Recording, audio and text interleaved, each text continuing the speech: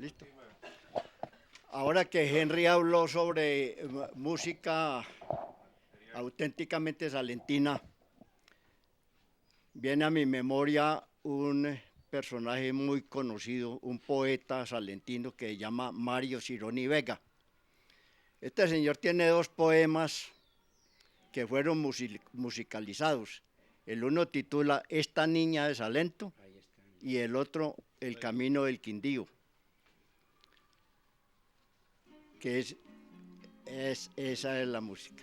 Henry tiene un complemento para él también.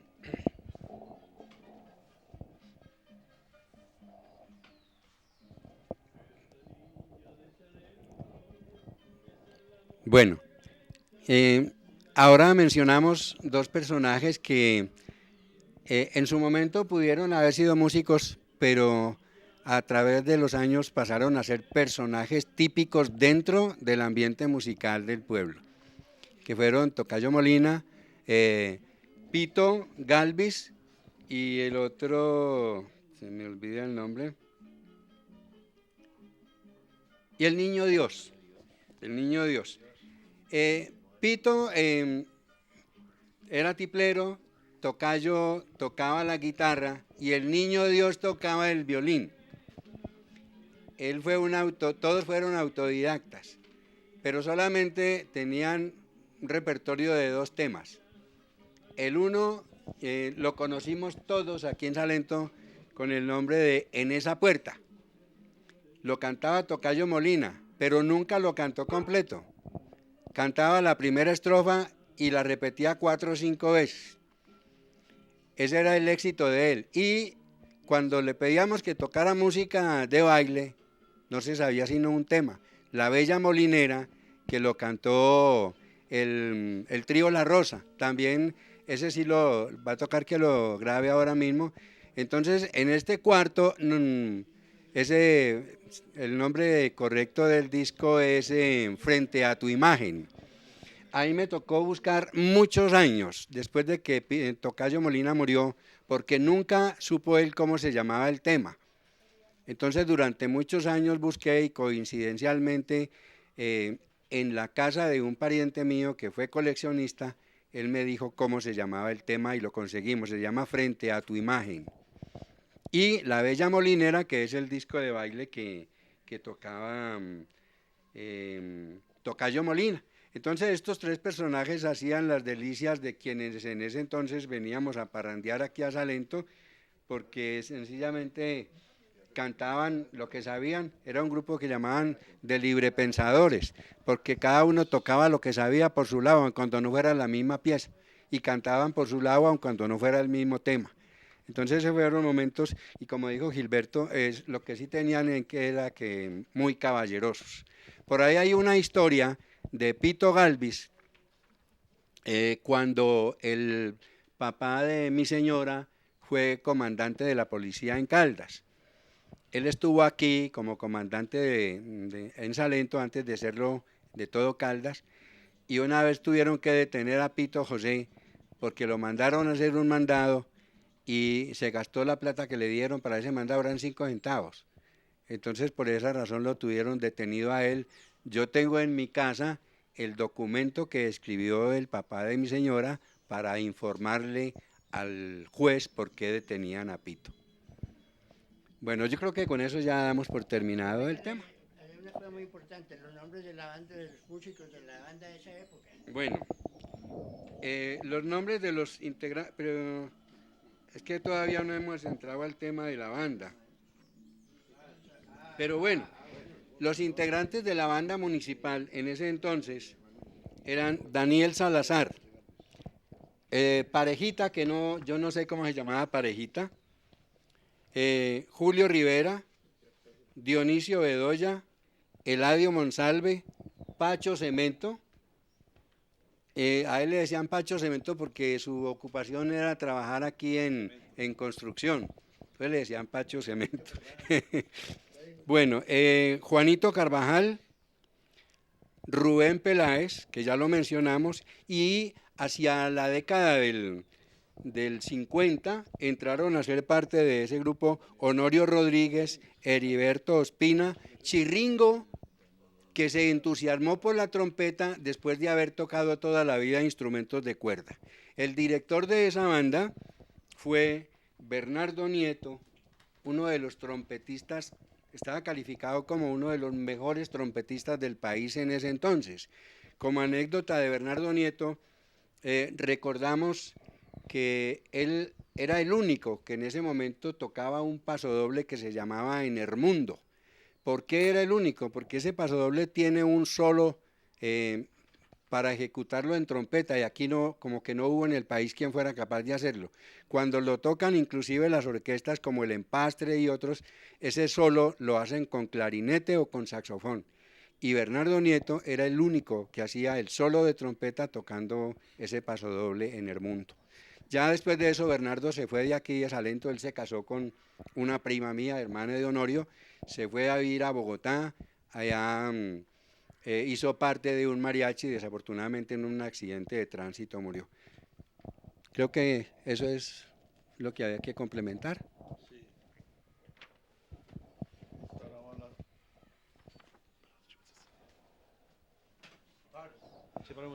Bien, porque fue uno de mis primeros trabajos. A la edad de 15 años más o menos entré a trabajar en el café que ya fue mencionado, el Café Danubio, uno de los cafés más importantes que hubo en ese tiempo y que aún lo sigue siendo. Fue muy importante por la cuestión de que pues, era visitado por lo más granado del pueblo y más que todo por el atractivo musical que tenía, puesto que había una música muy seleccionada.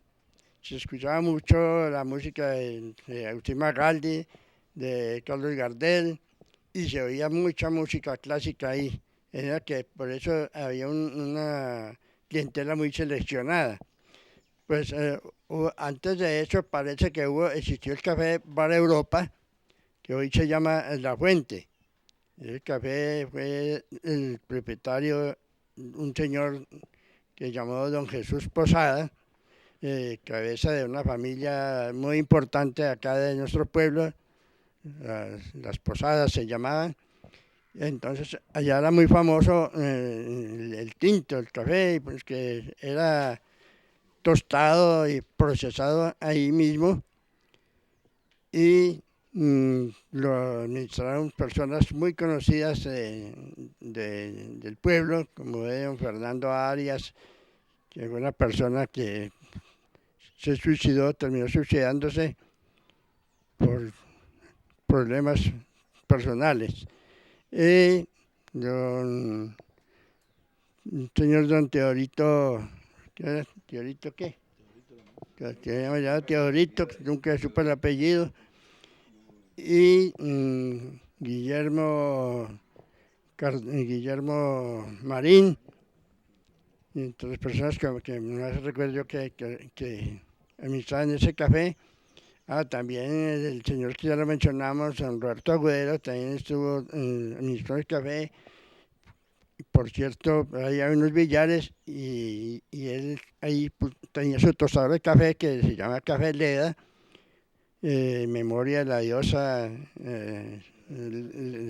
Leda. Había un cuadro muy hermoso que creo que fue pintado por un artista que se radicó en nuestro pueblo, que se llamó Eduardo Hernández. De aquí dejó varios cuadros pintados por él, decoró la iglesia, nuestra iglesia, con pasajes bíblicos.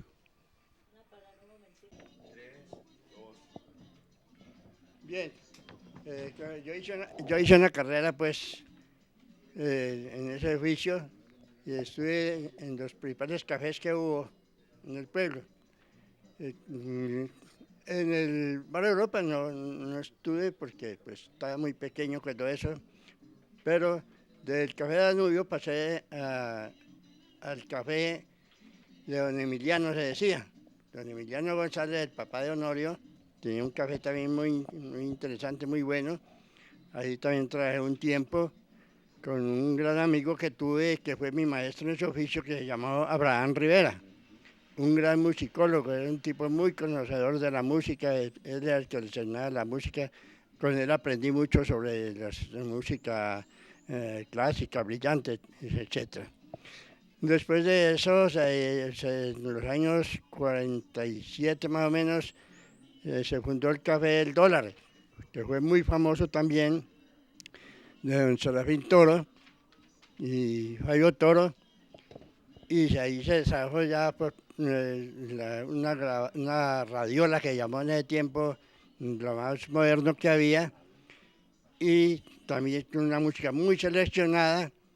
Dio también prácticamente la clientela se volcó hacia allá, tal vez por el atractivo de la música y porque había unos billares muy modernos. Todo fue el mejor café en ese momento. Creo que hasta ahí puedo yo contar sobre la historia de los cafés en Salento. No sé qué podrán agregar los amigos.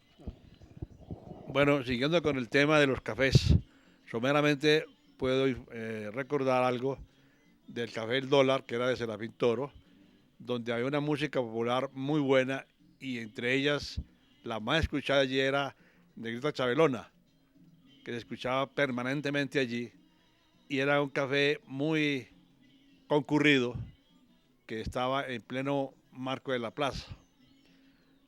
Podemos pasar a otra cantina, una cantina pequeña que era también de Serafín Toro, donde la especialidad era la música clásica.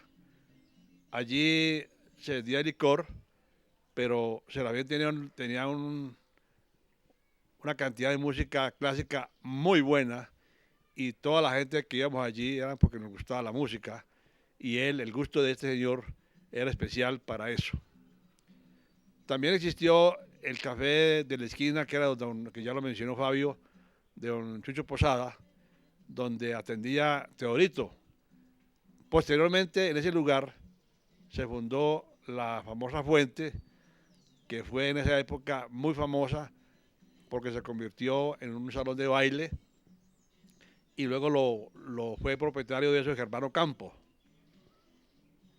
Esa es una de las partes que yo más recuerdo. Claro que ya hablamos del café de Vicente Henao, Bar Quindío, donde ya lo mencioné antes, que había música muy buena también en general, y era un café donde había un reservado especial para la gente que le gustaba jugar sus cartas, y allí pasaban sus ratos, más que todos los mayores ya de edad avanzada. Y había también billares, donde también muchas gentes se pasaban los días jugando billar. Ahora Honorio va a hablar del café del papá. Hablando del café de don Emiliano, que Fabio dice que llamaba el café central, bar central.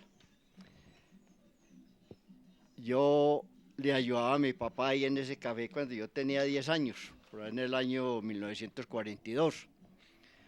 Y uno de los grandes recuerdos es de los piperos, de los gotereros, más que piperos, no piperos y no gotereros, que entraban a estas cantinas y saludaban muy efusivamente a todos los que estaban sentados ahí, iban cogiendo el aguardiente y se lo tomaban y entonces la gente se salía, los que estaban ya tomando ahí hacía mucho rato más bien se iban, porque el gotererito se sentaba y entonces ya en cada ronda él se tomaba su aguardiente, el que le servían y el de los contertulios, si no se lo tomaba muy ligero.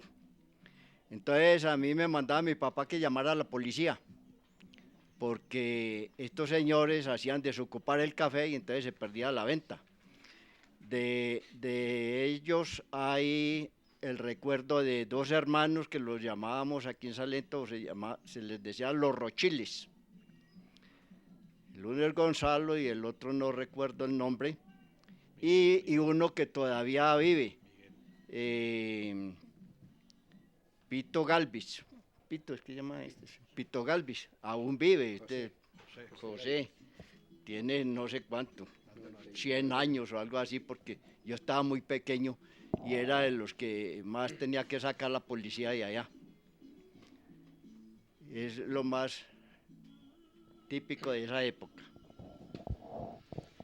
Bueno, entonces vamos a hacer claridad un poco porque creo que hay una confusión.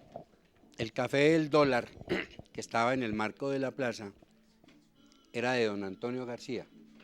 De hecho, él fue el que construyó la casa y debajo hizo el café que se lo administraba en primera instancia a su hijo Asdrúbal García. Bueno, y el canal, que era de Serafín, quedaba en los bajos de una casa que es tradicional aquí en Salento, que se llamó por años la Casa de los Pavas. Quedaba casi al frente del bar Danubio. Recuerdo del canal, como decía Gilberto ahora, que allí se oía una música muy exquisita, pero recuerdo básicamente un tema que ese lo colocaban casi a diario, Cuando el viento silba, de Mercedes Simone. Entonces ese tema se oía allí y yo cada que oigo ese disco me sitúo inmediatamente en ese café, el canal. Ya lo demás sobre esos cafés está todo dicho. Yo no quiero agregar más nada para no alargarnos demasiado en esto. Pues yo quiero rematar sobre el asunto de los gotereros, pues fueron famosos. En esa época hubo una playa de gotereros, pero entre otras cosas eran bastante preparados, que habían poetas, cantantes, historiadores, bueno, de todo eso a todos se les sacaba muchas anécdotas. Hablando de los rechiles, pues ellos sí fueron piperos, porque ellos eran peluqueros y sastres al tiempo. Pero resulta que hay una anécdota de ellos, de que alguna vez resolvieron, tenían su peluquería y su sastrería, y alguna vez resolvieron poner una cantina también.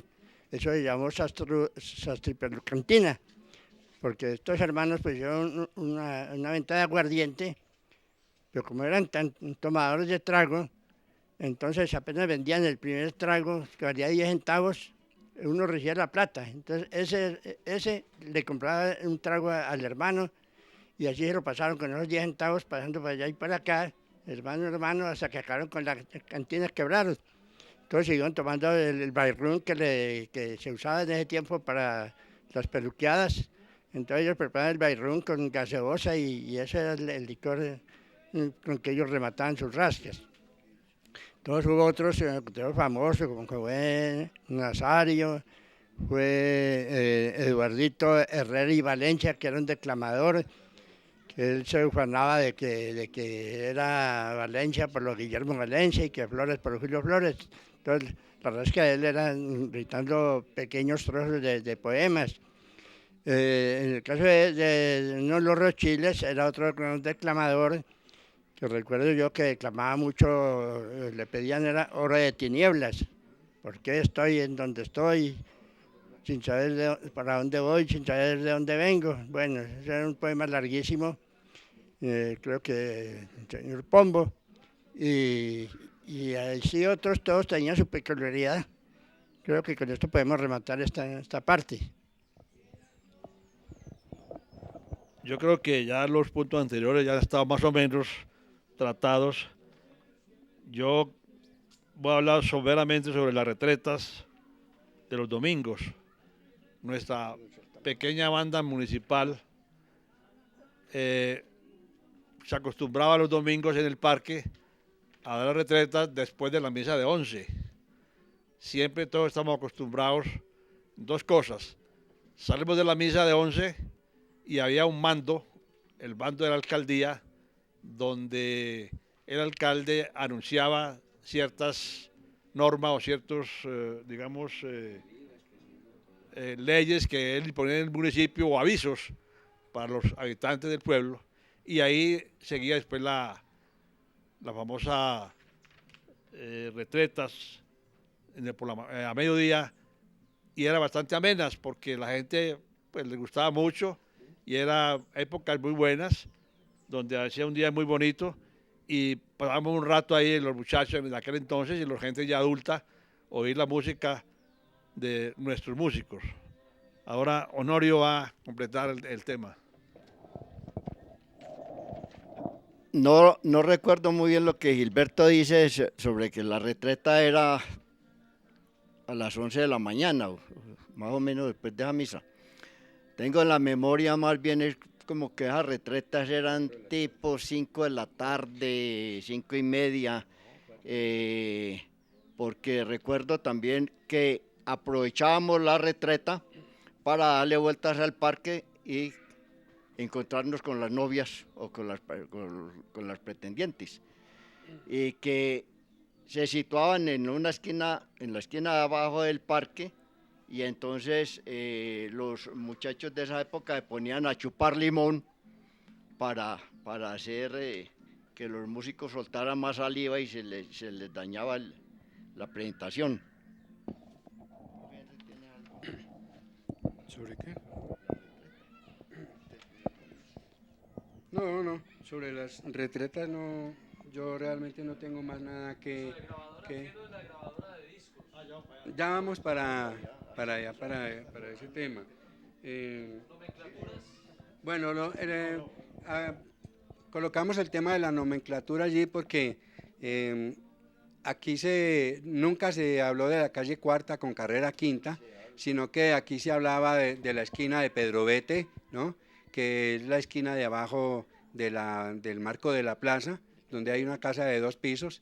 Allí vivió la familia de Pedro Vicente Henao, descendiente de uno de los fundadores del pueblo, le decían Pedrovete. Entonces esa esquina se conocía con el nombre de la esquina de Pedrovete. Más luego acá arriba, en la otra esquina donde está el café donde estuvimos hoy, se llamaba la esquina de los Cardonas, porque allí había una tienda de unos hermanos de apellido Cardona, más de Rafael Cardona, exactamente. La otra esquina no era la esquina de la licorera del Estanco, ¿sí? Justamente en esa esquina hubo un café que no mencionamos ahora.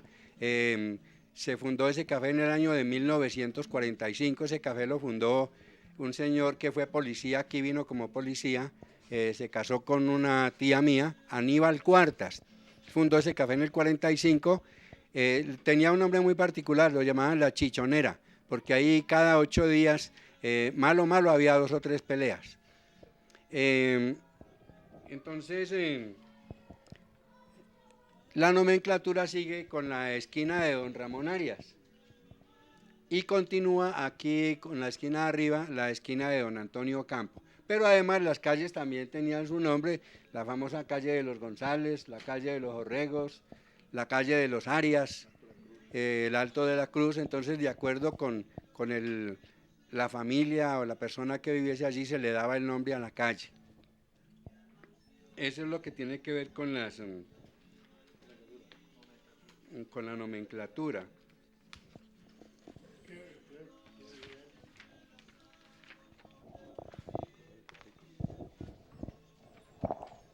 Sí, no, para corroborar lo de Henry y la nomenclatura, sí, los puntos de referencia era por allá por la manga de don Vicente, por la esquina de Nicanor, bueno, todo eso es así.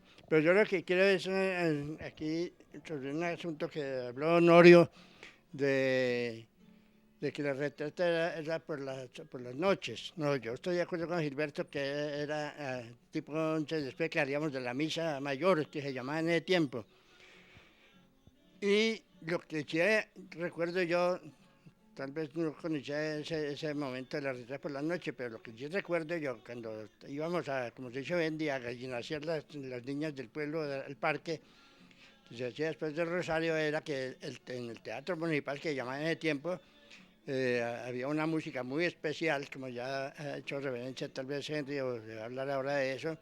En el teatro sacaban el parlante hacia el lado de la calle y entonces una música muy especial.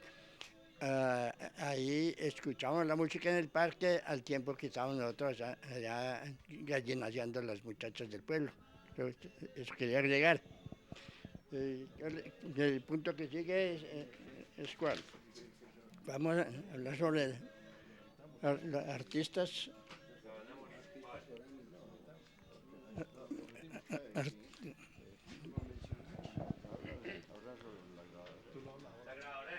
Bueno, vamos ahora a hablar sobre la grabadora de discos Salón Marcel.